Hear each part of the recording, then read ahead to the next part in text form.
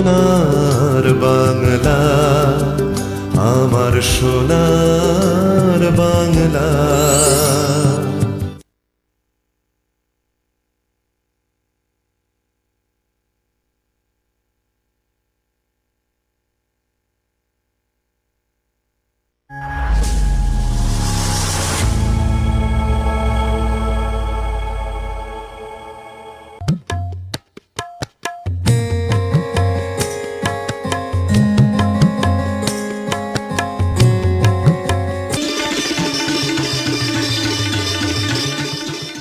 আজি এ প্রভাতে রবির গাও, কেমনে বসিল প্রাণের পথ, কেমনে বসিল গুহার আধারে প্রভাত পাখির গান। শুভ নববর্ষ, সকলের এই বৎসর শুভক্ষণ নিয়ে আসুক, সকলের জীবনে মঙ্গল হয়ে আসুক এই শুভ নববর্ষ। আপনাদের সকলকে স্বাগত জানাই সোনার বাংলার সোনার তরী অনুষ্ঠানে। সোনার তরী অনুষ্ঠানে আমরা আজকে আমাদের অতিথি হিসেবে পেয়েছি সোমা প্রতিহার কোনার মহাশয়াকে। তিনি এসেছেন ডানকুনি থেকে। নববর্ষের এই শুভ মুহূর্তটাকে আরো রঙিন, বর্ণময় আর সুন্দর করে তুলতে, আপনাদের দিনটা আরো শুভ করে তুলতে কবিতার মালা নিয়ে। দিদি, আপনাকে স্বাগত। তোমাকেও স্বাগত জানাই। শুভ নববর্ষ। শুভ নববর্ষ তোমাকেও। ধন্যবাদ। ভীষণ মিষ্টি লাগছে এই লাল সাদা শাড়িতে রেঙে। আপনি কি বরাবর নববর্ষের দিনে এরকম লাল সাদা শাড়ি পরেন? একদমই, আমি নববর্ষের দিনে বরাবরই লাল পাড় সাদা শাড়ি পরে থাকি। ভীষণ মিষ্টি লাগে, তাই না? আমাদের নারীদের একটা দুর্বলতা আজকের দিনটা। আচ্ছা, আজকের দিনটা আপনি কিভাবে আমাদের উপহার স্বরূপ নিয়ে এসেছেন সে তো শুনবই, যে একটু কবিতার মালা নিয়ে এসেছেন আপনি আজকে। আপনার পরিবারে কে কে আছে? আমার পরিবারে আমার হাজবেন্ড, আমার শাশুড়ি মা আর আমার একটি ছেলে আছে। ছোট্ট পরিবার, সুখী পরিবার। আর তার মধ্যে আপনার আরেকটি পরিবার, যেটা আপনার বিদ্যালয়। একদম, ছোট ছোট কচি কাচাদের নিয়ে আপনার জীবন। হ্যাঁ, ছোটদের নিয়ে আমি স্কুলে খুব ভালো থাকি, তারাই আমার প্রাণ। ওটা একটা সংসার। একদম, ওটাও আমার একটা পরিবার, ওটা আমার একটা সংসার। ভীষণ সুন্দর একজন মানুষকে আমি পাশে পেয়েছি আজকে নববর্ষের শুভক্ষণে। কি কবিতা শুনবো আজকে? প্রথম ঈশ্বরের নাম দিয়ে যদি কিছু কবিতা আমরা শুরু করি, যে ঈশ্বর তো অনেক দূত হিসেবে অনেকজনকে পাঠায়, আর ঈশ্বরের সেই কথা যারা শোনে না, আমাদের মনে অনেক অভিযোগ থাকে ঈশ্বরের ওপর। সেই কোনো কবিতা আজকের দিনে, যে ঈশ্বর তুমি আমাদের জীবনটাকে আরো সুন্দর করো না কেন, আমাদের আরো সুন্দর করে তোলো, তাই না? একদমই, আমাদের রবীন্দ্রনাথ ঠাকুর ঈশ্বরের কাছে তো অনেক কৈফিয়ত চেয়েছেন, যেমন প্রশ্ন কবিতাটি, একটি এক কবিতা। এই কবিতাটি আমি তোমাকে প্রথমে শোনাবো। আহা, ঠিক আছে, শুনে নি। ভগবান, তুমি যুগে যুগে দূত পাঠায়েছো বারে বারে দয়াহীন সংসারে, তারা বলে গেল ক্ষমা করো সবে, বলে গেল ভালোবাসো, অন্তর হতে বিদ্বেষ বিষ নাশো। বরণীয় তারা, স্মরণীয় তারা, তবুও বাহির দ্বারে আজি দুর্দিনে ফিরানো তাদের ব্যর্থ নমস্কারে। আমি যে দেখেছি গোপন হিংসা কপট রাত্রি ছায়ে হেনেছে নিঃসহায়ে, আমি যে দেখেছি প্রতিকারহীন শক্তের অপরাধে বিচারের বাণী নীরবে নিভৃতে কানে, আমি যে দেখিনু তরুণ বালক উন্মাদ হয়ে ছোটে, কি যন্ত্রণায় মরেছে পাথরে নিষ্ফল মাথা কুটে। কণ্ঠ আমার রুদ্ধ আজিকে বাসি সঙ্গীত হারা, অমাবস্যার তারা লুপ্ত করেছে আমার ভুবন দুঃস্বপনের তালে। তাই তো তোমায় সুধায় অশ্রু জলে, যাহারা তোমার বিষাইছে বায়ু নিভাইছে তব আলো, তুমি কি তাদের ক্ষমা করিয়াছো? তুমি কি বেসেছো ভালো? আহা হা, কি মধুর, কি মধুর সব। একদম মধুমাখা একটা সকাল আমাদের দিয়ে দিলেন দিদি। ভীষণ সুন্দর, ভীষণ ভালো লাগলো। এক রাস মুগ্ধতা আপনার জন্য, সত্যিই মুগ্ধ হলাম। এটা একদম মন থেকে ভেসে এলো যে এই সকালবেলা আমরা এই যে হানাহানি, এই যে মানুষকে মানুষই ভাবছে না, এমতো অবস্থায় আমরা নববর্ষ পালন করছি। সব মঙ্গল হোক, সব শুভ হোক। একদম, ঈশ্বর সকলের মঙ্গল করুক। আচ্ছা, এই নববর্ষের দিনটা আপনি তো অনেকখানি আগেও দেখেছেন, পরেও দেখছেন। আগে যখন আমাদের মুঠোফোন ছিল না তখন একটা নববর্ষ ছিল, এখন মুঠোফোনের দৌলতে অন্যরকম একটা নববর্ষ। মানে আপনার কেমন লাগে এই নববর্ষগুলোকে? কোনটা ভালো, কোনটা মন্দ বলে মনে হয়? আমাদের দিন যত যায় তত তো আমাদের সমাজ পরিবর্তন হয়, মানসিকতা পরিবর্তন হয়। তবে আমার মনে হয় আমাদের ছোটবেলাকার যে নববর্ষ ছিল সেটা অনেক সুন্দর ছিল। কেমন ছিল আমাদের নববর্ষটা? ছিল আমরা যখন ছোট ছিলাম তখন সকাল সকাল স্নান করে নতুন জামা কাপড় পরে বড়দের প্রণাম করতাম। মা স্নান করে পুজোর মন্ত্র পাঠ করতেন। তারপর মা সবার জন্য প্রিয় খাবার রান্না করতেন। প্রথমে লুচি তরকারি, সাথে রসগোল্লা, তারপর দুপুরে শুক্তো, পোস্ত, সুন্দর প্রিয় খাবার রান্না করে খাওয়াতেন। আর একটা খুব মজার ব্যাপার ছিল, যেটা বিকেলে বাবার হাত ধরে হালখাতাতে যাওয়া। একদম। সেখানে নতুন ক্যালেন্ডার আর মিষ্টির প্যাকেট, সেই লোভে আমরা তো উৎসুক হয়ে থাকতাম যে কি আছে। একদম, খুলে দেখা কি আছে। আর ক্যালেন্ডার খুলে দেখতাম যে কোন ঠাকুরের ছবি আছে। একদম, ভীষণ ভীষণ ভালো লাগছিল। একদম ছোটবেলায় আমরা ফিরে গেলাম। আমরা জানি যে ক্যামেরার ওপরান্তে যারা রয়েছেন ঠিক আমাদের মতোই ভেসে গেলেন এক ঝটকায় সেই ছোটবেলায়। ফিরে যাওয়াটা ভীষণ অন্যরকম ছিল। এখন একটা নববর্ষের SMS, আর তারপরে যদি কিছু ছবি টবি পাঠায় সেটা ডিলিট করে দেওয়া পরে যে স্টোর বেশি হয়ে যাচ্ছে বলে। এই জগৎটাই যেন অন্যরকম, ওই জগৎটা যেন একদম অন্যরকম ছিল। যাই হোক, এই গল্প তো চলতেই থাকবে, যেহেতু বৈঠকে আড্ডায় আমরা বসে আছি, আর গল্প চলতে থাকবে দুই মহিলা পাশাপাশি বসে থাকলে, তাই না? কিন্তু তার আগে আরেকটা কবিতা শুনবো দিদির কাছে। এবারে কি কবিতা নিয়ে এসেছেন আমাদের জন্য? এইবার রবীন্দ্রনাথ ঠাকুরের কবিতা চিত্ত যেথা ভয় শূন্য।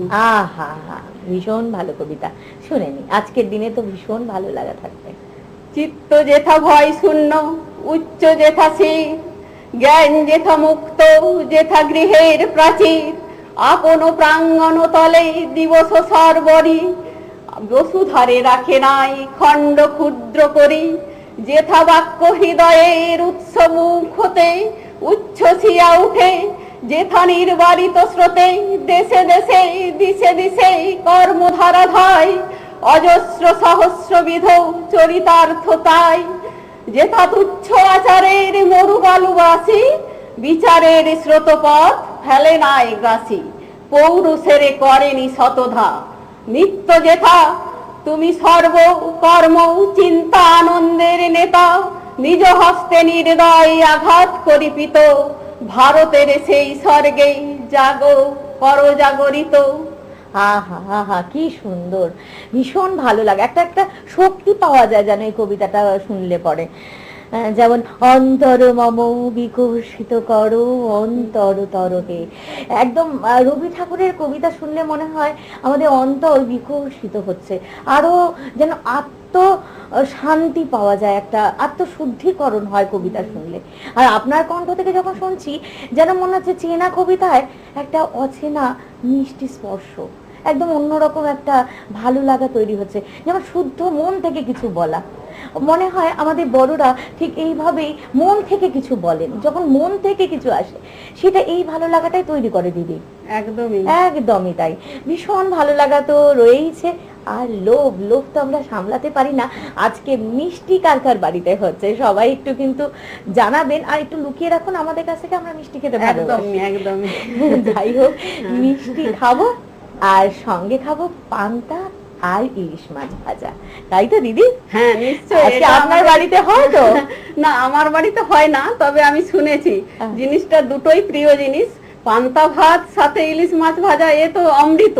আমার বাড়িতে কিন্তু হয়, আপনি একদিন আসবেন, কারণ পান্তা ভাত আর ইলিশ মাছ এটা আমাদের নিয়মের মধ্যে পড়ে। কিন্তু যদিও এই নিয়মটা আগে ছিল না, নিয়মটা কিন্তু তৈরি হয়েছে মায়েদের কষ্ট বাঁচানোর জন্য। যখন মায়েরা আগের দিন ভাত রান্না করে রাখতো সকালবেলা সব খাওয়াবে বলে বাচ্চাদের, আর সেখান থেকেই রীতিটা চলে এসেছে যে কিভাবে আস্তে আস্তে আমরা পান্তা ভাতের সাথে এমনি মাছটাকে ইলিশ মাছ জুড়ে দিয়েছি। যাই হোক, হোক, বাঙালি তো যেখানে যাবে ইলিশ নিয়ে নিয়েই ঘুরবে, দুটোই প্রিয় খাবার, দুটোই প্রিয় খাবার। এইভাবে চলতে থাকছে আমাদের আড্ডা আর নববর্ষ। আপনারা কোথাও যাবেন না, ছোট্ট একটা বিজ্ঞাপন বিরতি, আবার নিয়ে হাজির হচ্ছি সমাধির কবিতা। আপনি কি গান শিখতে চান, নাচ শিখতে চান, কবিতা শিখতে আগ্রহী, অভিনয় আপনার প্যাশন? তাহলে আসুন দমদম স্টেশনের কাছে ফিল্মস একাডেমিতে। বিশিষ্ট শিক্ষক শিক্ষিকা দ্বারা ক্লাসের ব্যবস্থা, প্রয়োজন মতো বিশেষ ক্লাসের সুব্যবস্থা আছে আমাদের এখানে। কোর্স শেষে সার্টিফিকেটের সুবন্দোবস্ত। যারা অভিনয় শিখবেন তাদের জন্য 100% সিনেমা, সিরিয়াল, ওয়েব সিরিজ এবং ওটিটিতে অভিনয় করার সুবর্ণ সুযোগ। যারা নাচ, কবিতা এবং গান শিখবেন তাদের জন্য থাকবে মঞ্চের সুযোগ। এই সুযোগ হাতছাড়া করবেন না। স্ক্রিনে দেওয়া নাম্বারে যোগাযোগ করুন আর চলে আসুন আমাদের এখানে। কথা দিয়ে কথা রাখার মানুষ আমি উমা সরকার। সোনার তরীতে আপনাদের এই তরী ভাসিয়ে নিয়ে যাচ্ছি কবিতার ভেলায়, তাই তো? আর এই কবিতার ভেলায় যে আমরা উঠেছি আজ, আমরা তো বয়ে যাব শুধু কবিতাই শুনতে, সঙ্গে কিন্তু নিয়ে এসেছি সমাধিকে। সমাধি কণ্ঠ থেকে আমরা শুনছিলাম মিষ্টি মধুর ছন্দে ভরা কবিতা, আবারও কবিতা শুনবো। দিদি ভাই এবার কি কবিতা নিয়ে এসেছেন আমাদের জন্য? আমি আজকে যে কবিতাটি বলবো মহাভারতের একটি চরিত্র। এই চরিত্রটি সম্পর্কে অনেকে হয়তো জানেন, আবার অনেকে জানেন না। এই চরিত্রটি নিয়ে আমি একটি কবিতা বলবো। লিখেছেন কবি আর্য তীর্থ। আচ্ছা, কবিতার যে চরিত্রের কথা বলেন একটু হালকা বলে দিন না, আপনি যদি জানেন। যে চরিত্রটির কথা বলবো সেটি হচ্ছে বিকর্ণ। বিকর্ণ 100 ভাইয়ের, দুর্যোধনদের 100 ভাইয়ের একজন ছিলেন। তার কথাটা আমরা হয়তো আগে জানতাম না, কিন্তু তিনি কিভাবে প্রতিবাদ করেছিলেন, দ্রৌপদীর যখন বস্ত্রহরণ করা হয়েছিল তখন কিভাবে উনি প্রতিবাদ করেছিলেন, সেই নিয়েই কবিতাটি। বাবা, তাহলে শুনে নি। কবি আর্য তীর্থের কবিতা বিকর্ণ। যাজ্ঞ শ্রেণীর খুলছে শাড়ি, টানছে ধরে দুঃশাসন, দায় ছিল যার গর্জে উঠার, নিচু মাথায় সে 5 জন। দুর্যোধনের নগ্ন উরু, ইঙ্গিতে তার ধর্ষকাম, হস্তিনাপুর দেখছে বসে, ধ্বস্ত হতে তার সুনাম। কর্ণ বসে হাসছে হা হা, রাজার দলের লোক তো সে, শর্তবিহীন সমর্থনে তাবৎ আরাম সুখ বসে। ভীষ্ম, দ্রোণ, কৃপ, নীরব, সরকারি লোক হাজার হোক, রাজার কথাই তোমার কথা, তুমি যখন রাজার লোক। খলসুকনি দেখছে সবই, বস্তুত সে ধ্বংস চাই, ঘরের মাটি লাল হয়ে যাক দেশ বিভাগের যন্ত্রণায়। সুশীল সবাই ঘটছে যখন রাজ অপরাধ জঘন্য, ঠিক তখনই তার বিরোধে চেঁচিয়ে ওঠেন বিকর্ণ। বিকর্ণ নাম কেউ কেটা লোক, 100 ভাইয়ের একজনা। তেমন করে এর আগে কেউ তার কথাটাই জানতো না। যতুগৃহে কারেন্নিরা, অন্তত তা নেই লেখা। ভীমকে যখন বিষ খাওয়ালো তখনও তার নেই দেখা। কিন্তু যখন প্রকাশ্যেতেই কারছে নারীর আগ্রহ কেউ, স্তব্ধ জীবের স্তূপ চুপ সাগরে বিকর্ণ হন একলা ঢেউ। চেঁচিয়ে ওঠেন রাজার কুমার যুবরাজের বিরুদ্ধেই, মহাবলী পাণ্ডবেরও তখন গলায় সে সুর নেই।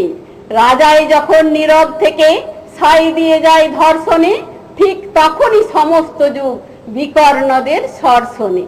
আমরা যারা কিচ্ছুটি নই, একটি মোটে ভোট কেবল, অত্যাচারের সামনে এলে সঙ্গী শুধু চোখের জল।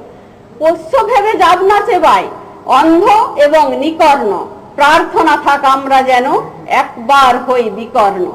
মরার আগে হতেই হবে রাজার সভায় বিকর্ণ। অসাধারণ, অসাধারণ। এমন মুহূর্তে আপনি এই কবিতাটা বলছেন, আমাদের যত নারী আছে না, তাদের গায়ে একটা কাঁটা দিয়ে ওঠে। আমরা প্রচুর প্রচুর ত্যাগ করতে পারি সম্মানের জন্য, আমরা একটু সম্মান পাই না, না সম্মান খুঁজে যাচ্ছি।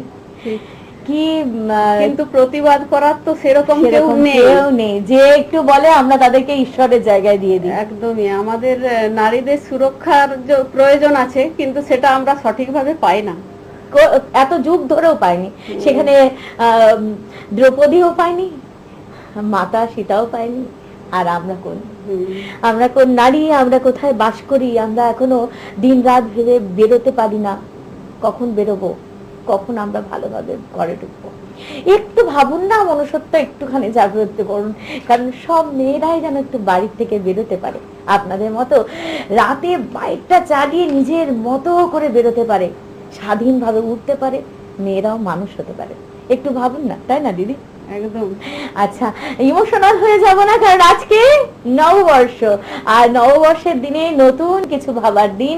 আমরা নতুন স্বপ্ন নিয়েই কথা বলবো, আবার আমরা ভাববো যে সব ভালো হবে, সব মঙ্গল হবে, সব মানুষ সুস্থ হয়ে উঠবে, তাই না?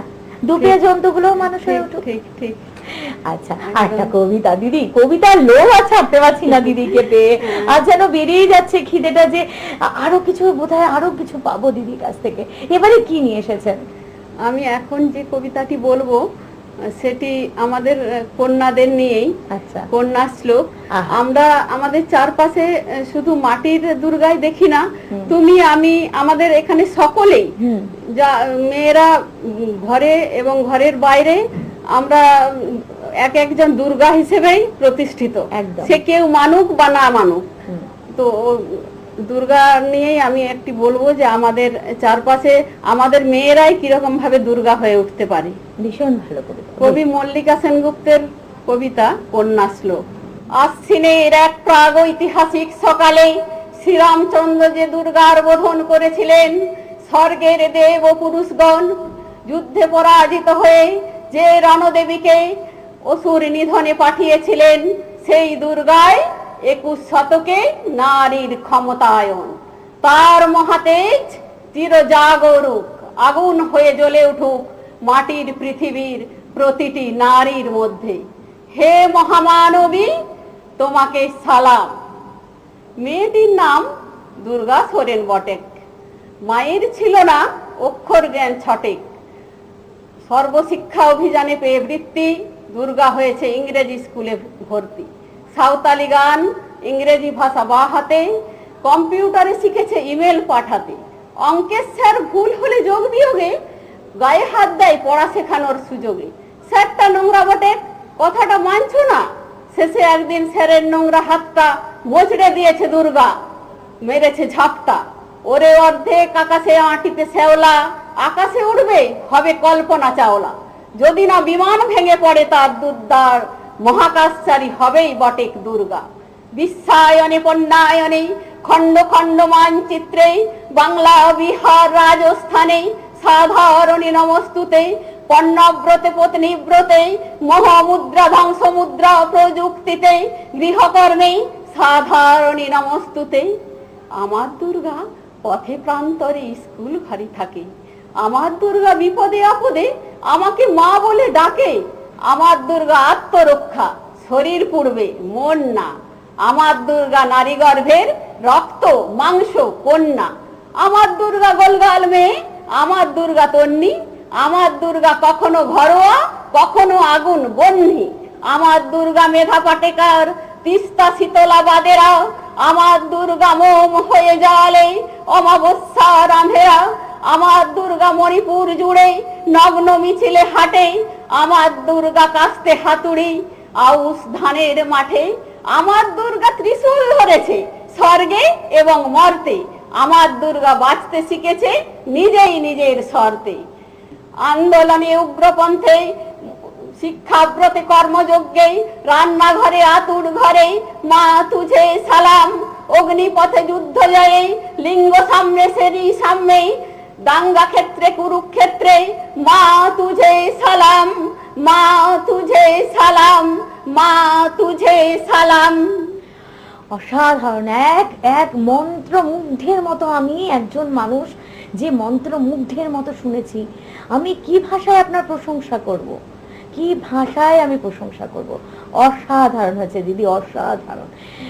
এইভাবে বোধহয় আমরা উত্তেজিত হয়ে যাই যে যখন মেয়েদের কথা আসে, নারী শক্তির কথা আসে, আমরা নিজেদের আলাদা অনুভূতি আমাদের ভেতরে চলে আসে।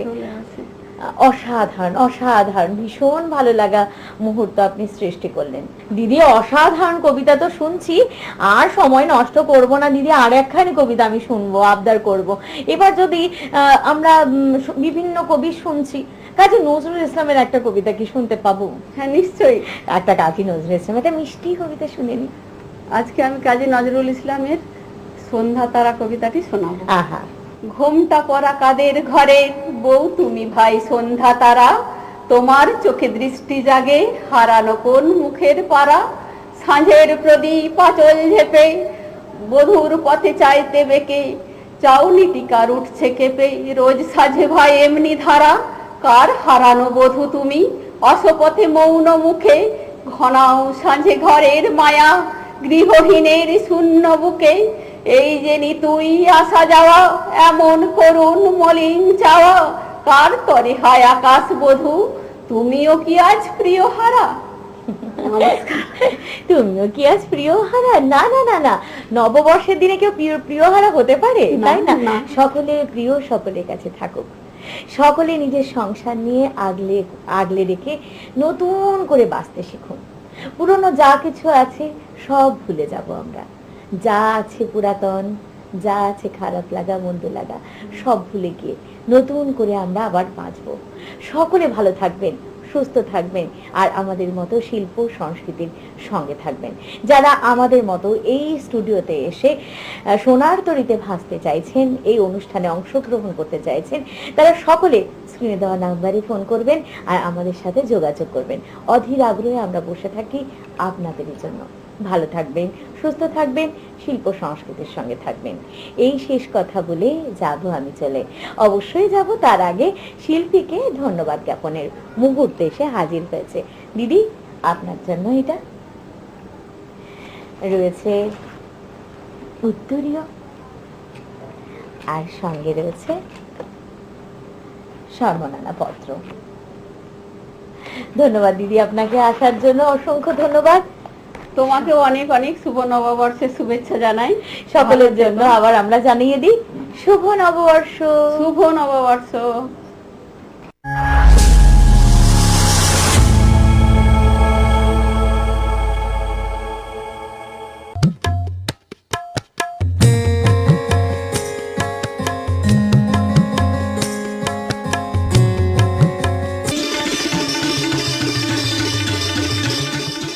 আপনি কি গান শিখতে চান, নাচ শিখতে চান, কবিতা শিখতে আগ্রহী, অভিনয় আপনার প্যাশন? তাহলে আসুন দমদম স্টেশনের কাছে ফিল্মস একাডেমিতে।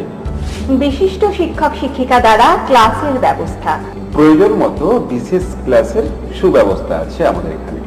কোর্স শেষে সার্টিফিকেটের সুবন্দোবস্ত। যারা অভিনয় শিখবেন তাদের জন্য 100% সিনেমা, সিরিয়াল, ওয়েব সিরিজ এবং ওটিটিতে অভিনয় করার সুবর্ণ সুযোগ। যারা নাচ, কবিতা এবং গান শিখবেন তাদের জন্য থাকবে মঞ্চের সুযোগ। এই সুযোগ হাতছাড়া করবেন না। স্ক্রিনে দেওয়া নাম্বারে যোগাযোগ করুন আর চলে আসুন আমাদের এখানে। আপনি কি গান শিখতে চান, নাচ শিখতে চান, কবিতা শিখতে আগ্রহী, অভিনয় আপনার প্যাশন? তাহলে আসুন দমদম স্টেশনের কাছে ফিল্মস একাডেমিতে। বিশিষ্ট শিক্ষক শিক্ষিকা দ্বারা ক্লাসের ব্যবস্থা। প্রয়োজন মতো বিশেষ ক্লাসের সুব্যবস্থা আছে আমাদের এখানে। কোর্স শেষে সার্টিফিকেটের সুবন্দোবস্ত। যারা অভিনয় শিখবেন তাদের জন্য 100% সিনেমা, সিরিয়াল, ওয়েব সিরিজ এবং ওটিটিতে অভিনয় করার সুবর্ণ সুযোগ। যারা নাচ, কবিতা এবং গান শিখবেন তাদের জন্য থাকবে মঞ্চের সুযোগ। এই সুযোগ হাতছাড়া করবেন না। স্ক্রিনে দেওয়া নাম্বারে যোগাযোগ করুন আর চলে আসুন আমাদের এখানে।